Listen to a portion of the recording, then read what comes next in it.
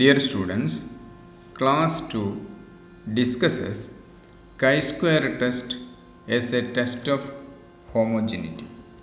All of you know that in case of testing of independence, we consider only one sample and test whether two variables are associated or not. തൊട്ട് മുൻപ് വരെ നാം പഠിച്ചിരുന്നത് അതായിരുന്നു. അതായത് testing of ഇൻഡിപെൻഡൻസിൽ ഒരു sample തരുന്നു, ആ സാമ്പിളിൽ രണ്ട് വേരിയബിൾസ് അസോസിയേറ്റഡ് ആണോ, റിലേറ്റഡ് ആണോ, ഡിപ്പെൻഡൻ്റ് ആണോ എന്ന് ടെസ്റ്റ് ചെയ്യുകയായിരുന്നു. But in case of testing of homogeneity we consider two or more samples and test whether they are homogeneous or heterogeneous as far as A particular attribute is concerned. എന്നാൽ ഇവിടെ testing of ഹോമോജിനിറ്റിയിൽ നമ്മൾ എന്താ ചെയ്യുന്നത്? രണ്ടോ അതിൽ കൂടുതലോ samples ആണ് പരിഗണിക്കുന്നത്. ആ രണ്ടോ അതിൽ കൂടുതലോ സാമ്പിൾസ് ഒരു പർട്ടിക്കുലർ ആട്രിബ്യൂട്ടിൻ്റെ അടിസ്ഥാനത്തിൽ ഹോമോജീനിയസ് ആണോ ഹെറ്ററോജീനിയസ് ആണോ എന്ന് ടെസ്റ്റ് ചെയ്യുകയാണ്. For example, we select a group of people randomly from town A, another group of people from town B, and a third group of people from town C. Now we have three samples, right? Then we test whether these three samples are homogeneous or not regarding their level of education. ആ മൂന്ന് ഗ്രൂപ്പും ആ മെമ്പേഴ്സിൻ്റെ അല്ലെങ്കിൽ ആ വ്യക്തികളുടെ educational ലെവലിൻ്റെ അടിസ്ഥാനത്തിൽ ഈ മൂന്ന് ഗ്രൂപ്പുകളും ഹോമോജീനിയസ് ആണോ അല്ല ഹെറ്ററോജീനിയസ് ആണോ എന്ന് ടെസ്റ്റ് ചെയ്യുക. അതാണ് ഈ ടെസ്റ്റിംഗ് ഓഫ് ഹോമോജിനിറ്റി എന്ന ഭാഗത്ത് നാം ചെയ്യുന്നത്. The testing is done in the same manner as in the case of testing of independence. And here H0 is set up as there is homogeneity. That means there is no significant difference. And alternative hypothesis is set up as H1 equal to there is no homogeneity or there is heterogeneity or there is significant difference. Clear? Now let us see some questions under this area. From the adult population of 4 cities, random samples were selected and the number of married and unmarried men were recorded. അപ്പോൾ ഇവിടെ 4 സിറ്റിയിൽ നിന്നുള്ള ഒരു സാമ്പിളാണ്. A, B, C, D എന്നീ 4 സിറ്റിയിൽ നിന്ന് sample എടുത്തിരിക്കുകയാണ്. ആ സാമ്പിൾ മാരീഡ്, അൺമാരീഡ് അല്ലെ മാരീഡ്, സിംഗിൾ എന്നിങ്ങനെ ഓരോ ഗ്രൂപ്പിലുള്ള ആൾക്കാരെ ക്ലാസിഫൈ ചെയ്തിരിക്കുകയാണ്. ക്വസ്റ്റ്യൻ എന്താണ്? Is there significant variation among the cities in the tendency of men to marry. അപ്പോൾ ഒരു ആട്രിബ്യൂട്ട് എന്ന് പറയുന്നത് ഇതാണ്, tendency of men to Mary.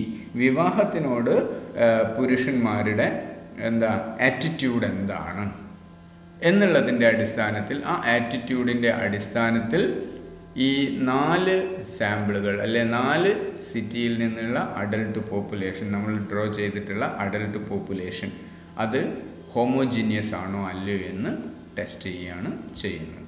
Okay, testing procedure same ആണെന്ന് നാം കണ്ടു കഴിഞ്ഞു. First we must have the E values, right?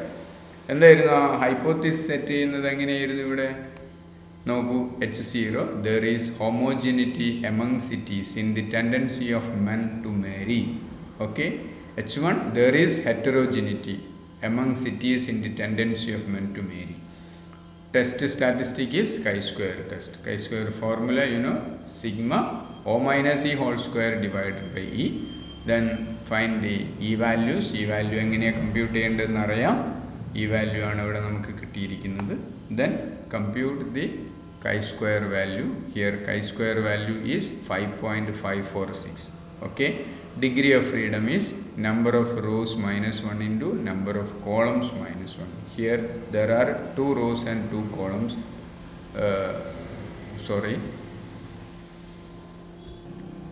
Here there are 2 rows and 4 columns.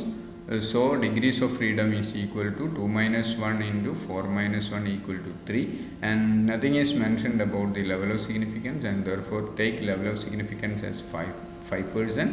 And the table value of chi-square at 5% level of significance and 3 degrees of freedom is 7.815. Here the calculated value is 5.546. Table value is 7.815. and therefore as this calculated value is less than the table value, we accept the null hypothesis. So we may conclude that there is homogeneity among cities in the tendency of men to marry. Clear? നമുക്ക് ഇവിടെ മനസ്സിലായി testing of ഇൻഡിപെൻഡൻസിൻ്റെ അതേ procedure തന്നെയാണ് ഇവിടെ testing of ഹോമോജിനിറ്റിയിലും വരുന്നത്. അതുകൊണ്ട് തന്നെ കൂടുതൽ ക്വസ്റ്റ്യൻസ് നമ്മൾ ഈ ഭാഗത്ത് ചെയ്യുന്നില്ല. ഒരു ക്വസ്റ്റ്യൻ കൂടെ ഇവിടെ കൊടുത്തിട്ടുള്ളത് നിങ്ങൾ തന്നെ സ്വന്തമായിട്ട് ചെയ്യുക. അതിൻ്റെ ആൻസർ chi² വാല്യൂ 0.56 ആണ് അപ്രോക്സിമേറ്റ് വാല്യൂ വരുന്നത്. അത് തന്നെ അല്ലേ എന്ന് നിങ്ങൾ നോക്കുക. വല്ല കൺഫ്യൂഷൻ ഉണ്ടെങ്കിൽ എന്നോട് പറഞ്ഞു കഴിഞ്ഞാൽ ഞാനത് ചെയ്തു തരാം. ഓക്കെ. തുടർന്ന് നമ്മൾ പഠിക്കുന്നത് യെയ്റ്റ്സ് കറക്ഷൻ എന്ന ഒരു മെത്തേഡാണ്. chi² വാല്യൂ കമ്പ്യൂട്ട് ചെയ്യുന്ന സമയത്ത് അല്ലെങ്കിൽ chi² ടെസ്റ്റ് ഉപയോഗിച്ച് ടെസ്റ്റിംഗ് ഓഫ് ഹൈപ്പോത്തിസിസ് നടത്തുന്ന സമയത്ത് ചില പ്രത്യേക സിറ്റുവേഷനിൽ നമ്മൾ ഈ ഒരു ടെക്നിക്ക് അപ്ലൈ ചെയ്യാറുണ്ട്. യെയ്റ്റ്സ് കറക്ഷൻ എന്താണെന്ന് നോക്കാം. While computing chi² value, if any theoretical value is less than 5, we use pooling method. നമ്മൾ നേരത്തെ പഠിച്ചു കഴിഞ്ഞു. ഫ്രീക്വൻസി 5-ൽ കുറയുന്ന സമയത്ത് പൂളിംഗ് മെത്തേഡ് നമ്മൾ അപ്ലൈ ചെയ്യാറുണ്ട്. That means we add the frequency which is less than 5 with the adjacent frequency. തൊട്ടടുത്തുള്ള താഴെയോ മുകളിലോ ഉള്ള ഫ്രീക്വൻസിയുടെ കൂടെ ആഡ് ചെയ്തിട്ട് ആ മൊത്തം ഫ്രീക്വൻസി 5-ഓ അതിൽ കൂടുതലോ ചെയ്യാറുണ്ട്. അത് ആ പൂളിംഗ് മെത്തേഡ് നമ്മൾ അപ്ലൈ ചെയ്യാറുണ്ട്. And in case of 2/2 contingency table, you know the degree of freedom is 2 minus 1 into 2 minus 1, r minus 1 into c minus 1. Here 2/2 contingency table ആണ്. അപ്പോൾ 2 minus 1 into 2 minus 1 degrees of freedom 1 ആണ് വരിക. Okay. ഇനി ശ്രദ്ധിച്ചോളൂ. When we apply pooling method in a situation of 2/2 contingency table, there is a loss of 1 degree of freedom. Clear ആയോ? ഇവിടെ നമ്മൾ pooling method apply ചെയ്യുന്ന സമയത്ത് ഒരു ഫ്രീക്വൻസി ഒരു വാല്യൂ അങ്ങ് കുറയും. തൊട്ട് മുകളിലുള്ളതോ താഴെയുള്ളതോ അതിൻ്റെ കൂടെ ആഡ് ചെയ്യുന്ന സമയത്ത് ഒരു ഫ്രീക്വൻസി കുറയുന്ന സമയത്ത് എന്താ സംഭവിക്കുക? ആ ഡിഗ്രി ഓഫ് ഫ്രീഡം കാണുന്ന സമയത്ത് 2 minus 1 into 2 minus 1 എന്നുള്ളതിൽ നിന്ന് ഒരു ഡിഗ്രി ഓഫ് ഫ്രീഡം കൂടെ കുറയും. അപ്പോൾ 1 minus 1 എന്നാവുന്ന സമയത്ത് 0 ആയി മാറും. അപ്പോൾ ഡിഗ്രി ഓഫ് ഫ്രീഡം 0 ആയി മാറുന്നു എന്ന് പറഞ്ഞാൽ which is meaningless for chi² distribution.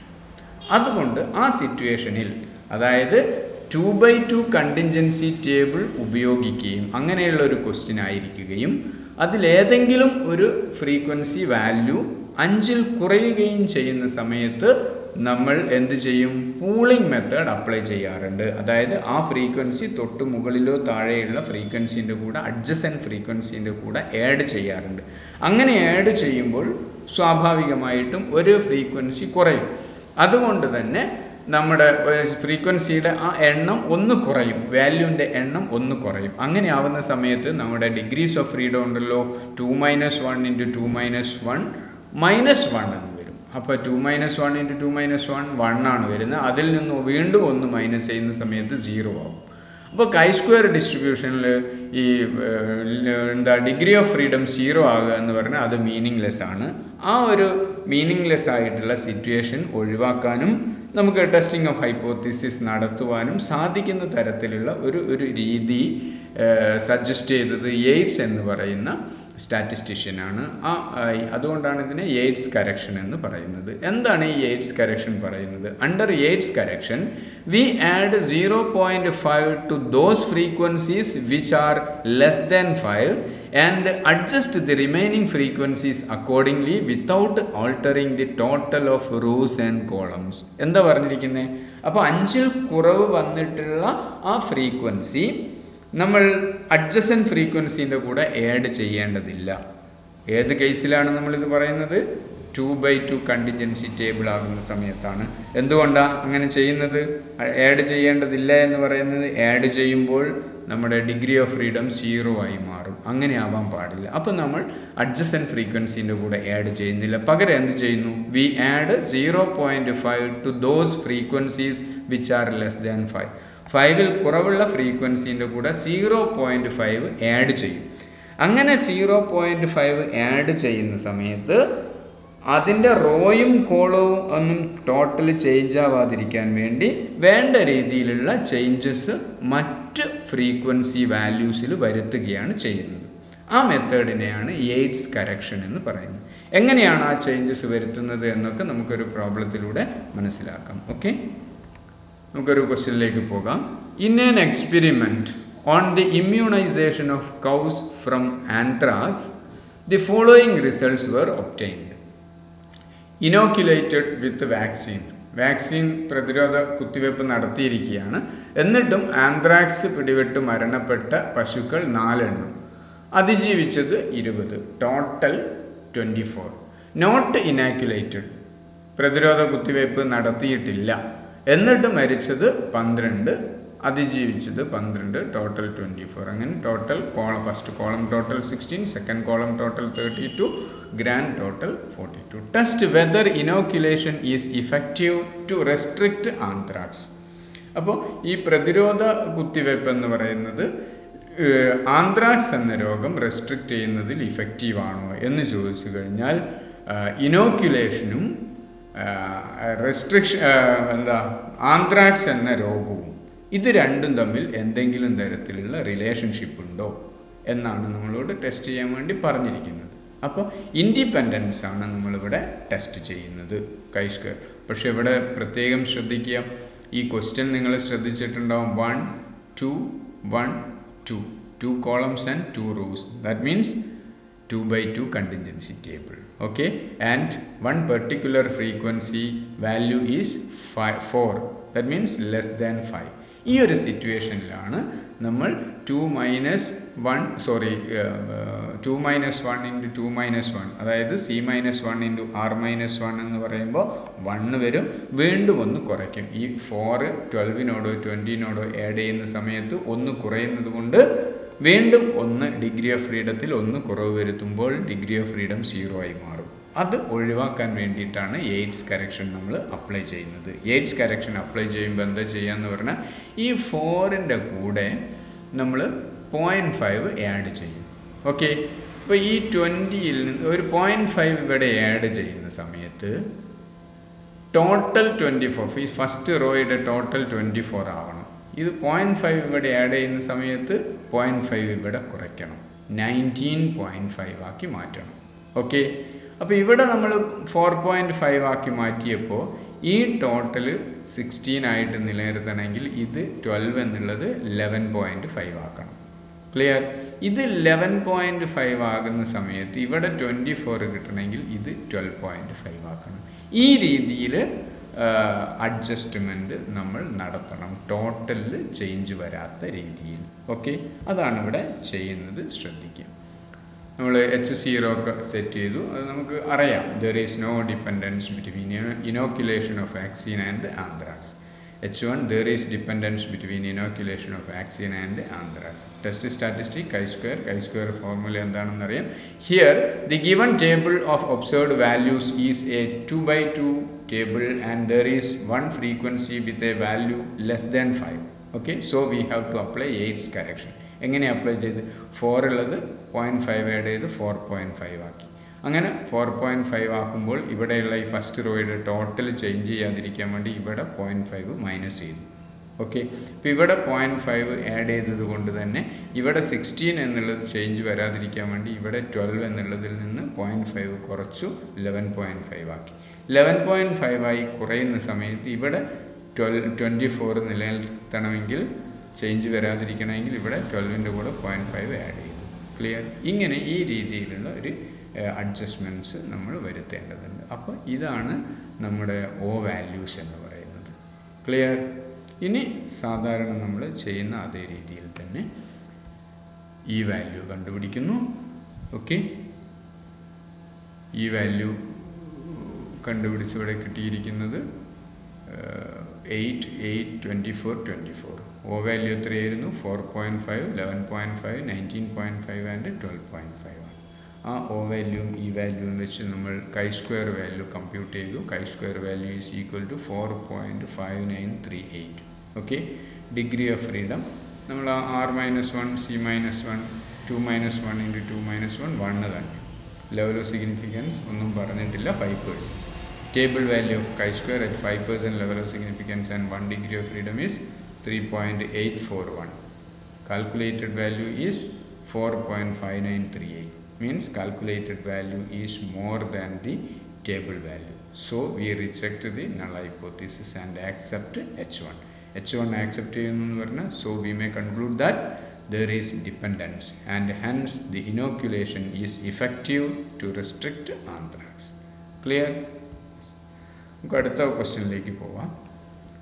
Apply chi-square test and test whether there is association between A and B. എയും ബിയും തമ്മിൽ അസോസിയേഷൻ ഉണ്ടോ എന്നാണ് ടെസ്റ്റ് ചെയ്യേണ്ടത്. എയിൽ 2 ആട്രിബ്യൂട്ടാണ് എയിലുള്ളത്, A1ഉം A2. അതുപോലെ ബിയിൽ 2 ആട്രിബ്യൂട്ടാണ് B1ഉം B2. നോക്കൂ 8, 3, 10, 15. ഇവിടെ എന്താ പ്രത്യേകത? There are 2 rows and 2 columns and a particular frequency. Here this frequency is less than 5 and we have to, therefore we have to apply Yates correction. Yates correction apply ചെയ്യുന്ന സമയത്ത് ഇത് 3.4 ആയി മാറും. 3.4 ആകുന്ന സമയത്ത് ഇത് 7.5 ആക്കണം. ഇത് 7.5 ആക്കുന്ന സമയത്ത് ഇത് 10.5 ആക്കണം. ഇത് 10.5 ആക്കുന്ന സമയത്ത് ഇത് 14.5 ആക്കണം. അതാണ് റൂള്. ക്ലിയർ? അത് പ്രകാരമാണ് ഇവിടെ H0 H1 ഒക്കെ സെറ്റ് ചെയ്തു. നമ്മളിത് വാല്യൂസ് ഇങ്ങനെ വരുന്നു. O വാല്യൂസ് ഈ രീതിയിൽ ചേഞ്ച് ചെയ്യുന്നു. ക്ലിയർ? ഈ O വാല്യൂ വെച്ച് നമ്മൾ ഈ വാല്യൂ കമ്പ്യൂട്ട് ചെയ്യുന്നു. ഈ വാല്യൂ കിട്ടി, O വാല്യൂ അറിയാം. ഇവ രണ്ടും ഉപയോഗിച്ച് chi-square വാല്യൂ കമ്പ്യൂട്ട് ചെയ്യുന്നു. chi-square value is 2.0946. okay, and table value 3.841. Table value, calculated value is less than the table value, so H0 is accepted. So we may conclude that there is independence and hence there is no association between A and B. A and B തമ്മിൽ യാതൊരു അസോസിയേഷനും ഇല്ല, റിലേഷൻഷിപ്പും ഇല്ല എന്ന് നമ്മൾ conclude ചെയ്യുന്നു. Clear? ഇത്രയും ഭാഗം ക്ലിയർ ആയിട്ടുണ്ടാവും എന്ന് വിശ്വസിക്കുകയാണ്. പ്രോബ്ലം നന്നായി നോട്ട്സിലേക്ക് എഴുതിയെടുക്കുന്ന സമയത്ത് ചിലപ്പോൾ ഞാൻ ടൈപ്പ് ചെയ്യുന്ന സമയത്ത് എവിടെയെങ്കിലുമൊക്കെ കാൽക്കുലേഷനിൽ മിസ്റ്റേക്ക് വന്നിട്ടുണ്ട്. അതൊക്കെ ചൂണ്ടിക്കാണിക്കുക. ബുദ്ധിമുട്ടുണ്ടെങ്കിൽ എന്നെ വിളിച്ച് ചോദിക്കുക. Okay, thank you.